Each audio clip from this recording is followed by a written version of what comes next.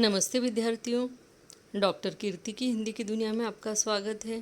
आज मैं आपके लिए कक्षा 10वीं हिंदी लोक भारती इसका 7वां अध्याय खुला आकाश स्वाध्याय के लिए लेकर आई हूँ।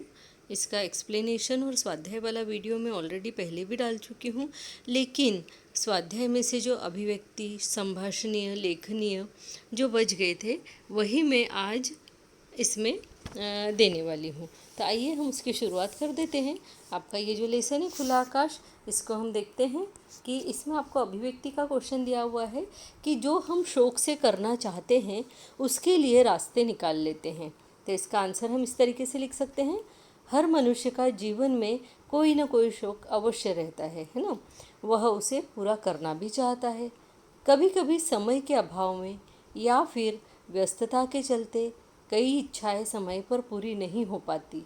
होता है ऐसा हर किसी के साथ में, है ना, कि बहुत सी इच्छाएं होती है, उसमें से कुछ इच्छाएं समय के कारण, व्यस्तता के कारण या और किसी कारण से जो है पूरी नहीं हो पाती है। परंतु कहते हैं कि जहाँ चाह वहाँ राह, अर्थात जिस कार्य को करने में रुचि होती है उसके लिए व्यस्तता में से भी समय निकल ही जाता है। यानी मनुष्य कितना भी व्यस्त हो उसमें से समय निकाल ही लेता है, क्योंकि यह रुचि हमारी थकान को दूर करने का एक उत्तम साधन होती है। हम इसमें इतना खो जाते हैं कि वक्त का पता भी नहीं चलता, और इसी के विपरीत जो काम हमें पसंद ना हो उसके लिए हजारों बहाने हमारे पास तैयार होते हैं, क्योंकि वास्तविकता में हम उस कार्य को करना ही नहीं चाहते, है ना। होता है ऐसा, कई कार्य ऐसे होते हैं जो आप नहीं करना चाहते हैं, तो उस समय पढ़ाई याद आती है, उस समय एग्ज़ाम याद आती है, उस समय टेस्ट याद आते हैं, उस समय सिर दुखने लग जाता है, या धूप ज़्यादा लगने लग जाती है, या ठंड ज़्यादा लगने लग जाती है, जो भी है। तो इस तरीके के कई बहाने हो जाते हैं कि बाहर बहुत धूप ज़्यादा है तो नहीं जाएंगे, सिर दर्द है तो नहीं जाएंगे या नहीं करेंगे, जो भी है। तो यहाँ पे यानी कहने का मतलब है कि जिस कार्य में हमारा मन न लगे, जो कार्य हमें पसंद ना हो, उसके लिए हमारे पास हजारों बहाने तैयार होते हैं, क्योंकि वास्तविकता तो ये होती है कि हम उसको करना ही नहीं चाहते। तो जो विषय पढ़ना हमें पसंद न हो, या फिर जब हमें घर का कोई कार्य करना पसंद न हो, तब उसमें बिल्कुल भी मन नहीं लगता, ऊब सी होने लगती है, और ज़बरदस्ती करने पर वे कार्य बिगड़ भी जाते हैं, है ना। कोई भी कार्य अगर मन ही नहीं लग रहा है और उसको ज़बरदस्ती करेंगे तो वो काम बिगड़ जाएगा। बिना शौक के सफलता को प्राप्त नहीं किया जा सकता, इसलिए हमारा लक्ष्य शौक होना चाहिए। यानी यहाँ पे हमें इतनी अच्छी ये बात बताई हुई है इस लाइन में कि जो हमारा शौक है, जो हमें अच्छा लगता है, जो करना हम पसंद करते हैं, उसी को अगर हम हमारे जीवन का लक्ष्य बना ले, उसी को हम हमारी मंजिल बना ले, तो वो लक्ष्य हम बड़ी आसानी से और बिना तकलीफ़ के, बिना मानसिक कष्ट के उसको प्राप्त कर सकते हैं। अन्यथा समय बर्बाद करके उस अमूल्य समय को फिर से प्राप्त नहीं किया जा सकता। नहीं तो फिर क्या होता है, किसी के दबाव में आके कुछ न कुछ दूसरा कर लिया जाता है, लेकिन वो चीज़ हम उतने अच्छे से सरलता से नहीं कर पाते, मानसिक तनाव हमको हो जाता है, और फिर वो जो हमारा एक समय के बाद हम उस कार्य को छोड़ देते हैं जब वो तनाव ज़्यादा ही हो जाता है। तो फिर वो जो बीता हुआ समय है, जो अमूल्य समय हमने उस काम के लिए दिया है, वो हम फिर से प्राप्त नहीं कर सकते हैं। इसीलिए हमें जो कार्य करने का शौक होता है उसी को हमें अपना लक्ष्य बनाना चाहिए, अपनी मंजिल बनाना चाहिए, अपना ध्येय बनाना चाहिए, और उस एक ही रास्ते पर निकल पड़ना चाहिए। आगे हम देखते हैं, इसमें क्वेश्चन दिया हुआ है लेखनीय में, और लेखनीय में क्वेश्चन है कि महानगरीय ग्रामीण दिनचर्या के लाभ या हानि लिखिए। तो अब यहाँ पे आप देखेंगे कि आपके टेक्स्ट बुक में पेज नंबर 28 पर दिया हुआ है ये, है ना। तो हम इसको देखते हैं किस तरीके से लिख सकते हैं। इसमें हम लिखेंगे, महानगरीय जीवन जहाँ भागा दौड़ी का और व्यस्तता का होता है, वहीं ग्रामीण जीवन में शांति और सुकून होता है। यदि हम महानगरीय दिनचर्या की बात करें तो यहाँ आँख खुलते ही न खत्म होने वाले कामों की शुरुआत हो जाती है, जो आधी रात बीत जाने पर भी समाप्त होने का नाम ही नहीं लेते। यूँ देखा जाए तो शहरों में मनुष्य की आमदनी अच्छी होती है, वह उच्च स्तरीय जीवन जीता है, परंतु इतने कामों के बाद भी मिला हुआ पैसा खर्च करने और उससे मिलने वाले सुख के लिए उसके पास समय नहीं होता। क्योंकि यहाँ पर ये बात बताई गई है कि जो मनुष्य पैसा कमाता है, बहुत ज़्यादा पैसा कमाता है, वो उतना ही ज़्यादा व्यस्त भी रहता है ना।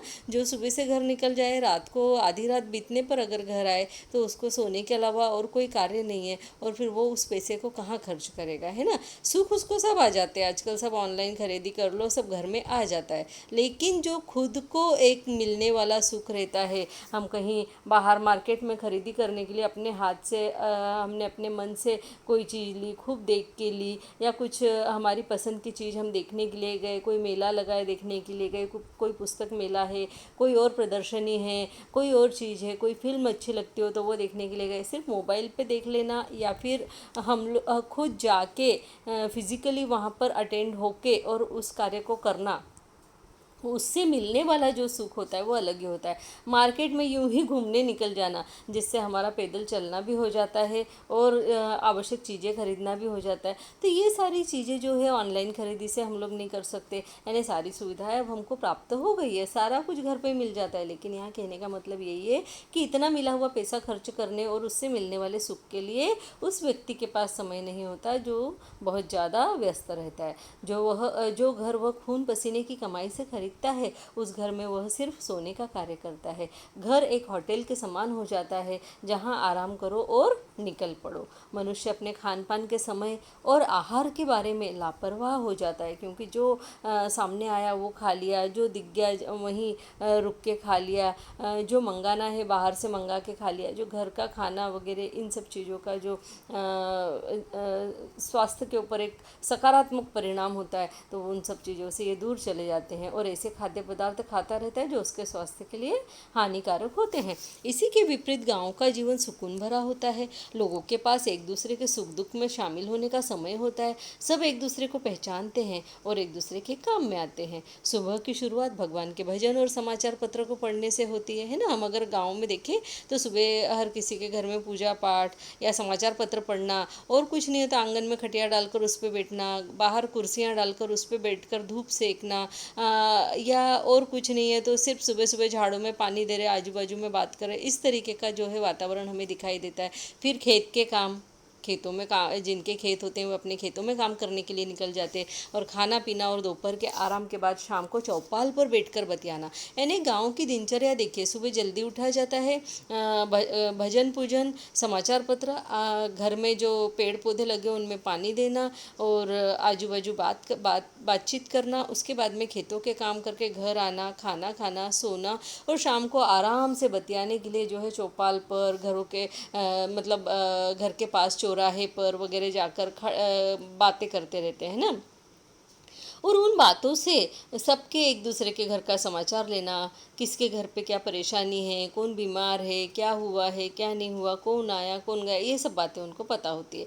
तो किसी के घर कोई कार्यक्रम भी हो तो पूरा गांव मदद करने आ जाता है। यानी वहाँ सब लोग इतने एक दूसरे के टच में होते हैं कि अगर किसी के यहाँ कुछ कार्य भी हो तो सब मिलकर उस कार्य को करते हैं। अगर किसी के यहाँ शादी है तो शादी ब्याह के सारे काम जो है गाँव के अधिकतर लोग मिलकर आपस में मदद करके और निपटा देते हैं। तो गाँव में पैसा जरूर कम है, जीवन स्तर जरूर थोड़ा सा सादा है, परंतु खान पान में शहर वालों से विपरीत एकदम स्वास्थ्य के अनुकूल वे भोजन करते हैं। यानी एकदम ऑर्गेनिक भोजन हम जिसको कह सकते हैं वैसा खाते हैं, सादा भोजन खाते हैं, तेल तला हुआ वगैरह जो खाते हैं तो वो उतनी मेहनत करते हैं, और जो बाजार का खाना होता है वो वहाँ पे कम से कम खाया जाता है। इस प्रकार हम कह सकते हैं कि दोनों के अपने अपने लाभ और हानि होती है। अब इसमें कुछ पॉइंट्स इस तरीके से भी आप ले सकते हैं, जैसे मैंने ये यहाँ पर दिए हुए कि शांति, जैसे महानगरों में शांति नहीं है बिल्कुल, जीवन जो है यहाँ का बहुत अशांत है, जबकि गाँव में शांति है। दूसरा मैंने प्रदूषण लिया है, तो शहरों में प्रदूषण है, गाँव में नहीं है, ये हमेशा ही लिखा जाता है ना। प्रकृति, यहाँ पे जो है शहरों में आके लोग नेचर से दूर हो जाते हैं क्योंकि पेड़ पौधे हरियाली का नामो निशान नहीं होता, जबकि गाँव में जो है चारों तरफ हरियाली हरियाली दिखाई देती है, सुकून लगता है। जैसे ही गाँव आ जाता है वैसे सुविधाएँ, तो शहरों में बहुत सी सुविधाएँ हमें मिल जाती है लेकिन गाँव में उस तरह की सुविधाएँ नहीं मिल पाती। तो इस तरीके के लाभ और हानियाँ हमारे पास में बहुत सारी है। अब हमारा नेक्स्ट क्वेश्चन बन जाता है संभाषणीय में, पेज नंबर जो है आपका 28 है, और इसके अंदर दिया हुआ है कंप्यूटर ज्ञान का महासागर विषय पर तर्कपूर्ण चर्चा कीजिए। हम इसके अंदर इस तरीके से लिख सकते हैं, आज के समय में संसार में कोई क्षेत्र ऐसा नहीं बचा है जो कंप्यूटर से न जुड़ा हो। आज से 20-25 साल पहले तक लोग कंप्यूटर को ठीक से जानते तक नहीं थे, और जब जानने लगे तो उसे उतना ज़रूरी नहीं समझते थे। परंतु आज कंप्यूटर के कारण सूचना जगत में क्रांति आ गई है ना। जो भी क्रांति आई है वो सूचना जगत में, यानी पूरे जगत में, है ना। घंटों का काम सेकंडों में और सालों का काम मिनटों में होने लगा है। रेडियो, टीवी, मुद्रण, प्रसारण, रेलगाड़ी, हवाई जहाज, भौगोलिक सूचनाएं, गणित, विज्ञान, मौसम, शिक्षा, रोजमर्रा के जीवन का हर पहलू अब कंप्यूटर से जुड़ गया है। अब इसके अंदर कोई पहलू छूट गया हो तो आप उसको लिख सकते हैं कि इन चीज़ों में भी कंप्यूटर जुड़ा हुआ है ना। इस तरीके से आप यहाँ पे लिख सकते हैं। तो दादी माँ के जो नुस्खे हैं उन्होंने भी अब इंटरनेट में अपनी जगह बना ली है। पहले क्या होता था, बड़े बूढ़ों का काम पड़ता था, किसी के घर कुछ हो गया तो लोग पूछने आते थे कि दादी माँ कुछ बता दो, बच्चे की तबीयत ख़राब है, ये दवाई चाहिए, वो दवाई चाहिए। लेकिन अभी तो जो भी है दादी माँ के नुस्खे भी हमें इंटरनेट पर ही मिल जाते हैं। तो घर के कई खाद्य व्यंजन अब बड़ों से पूछकर बनाने के बजाय इंटरनेट पर सीखे जाते हैं, है ना। हम लोग क्या करते हैं आजकल, कोई अगर चीज़ हम भूल जाएं, समझ में नहीं आए, तो हम बड़ों को नहीं पूछते कि कैसे बनाना है, बल्कि ढूंढा जाता है उसको इंटरनेट पर कि किस तरीके से बनाते हैं। और वैसे एक बटन दबाते ही दुनिया हमारे सामने खुल जाती है। कितना बखान करें इस कंप्यूटर का, समझ नहीं आता। और आज के समय में तो पूरा विश्व जब बंद पड़ा है कोरोना वायरस के कारण, है ना, फिर भी सारे काम बड़ी आसानी से हो रहे हैं। इसका श्रेय कंप्यूटर को ही जाता है। विद्यार्थियों के लिए तो यह एक वरदान ही साबित हो गया है। आज कोविड-19 कोरोना वायरस के कारण सारा विश्व बंद पड़ा है, स्कूल कॉलेज बंद है, फिर भी कंप्यूटर की मदद से ही शिक्षक शिक्षिकाएं अपने विद्यार्थियों को उत्तम मार्गदर्शन कर पा रहे हैं, उन्हें पढ़ा पा रहे हैं, जिससे उनका भविष्य का नुकसान होने से बच रहा है। कंप्यूटर तो वास्तव में ज्ञान का महासागर ही है, और इसका सही उपयोग हमारे जीवन की उन्नति और विकास में सबसे ज़्यादा अहम है।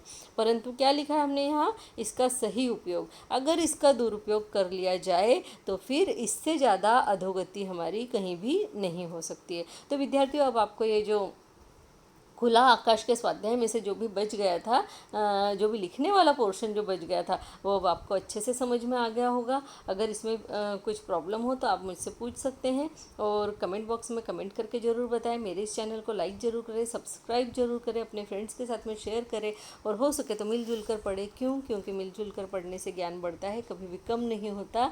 इस बात को हमें भूलना नहीं है। तो आइए जल्दी से चैनल को सब्सक्राइब करें और फिर आगे बढ़ें।